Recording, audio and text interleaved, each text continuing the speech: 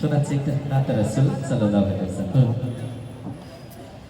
তুমি রহমতে আলম জানেতা সারা দুনিয়া,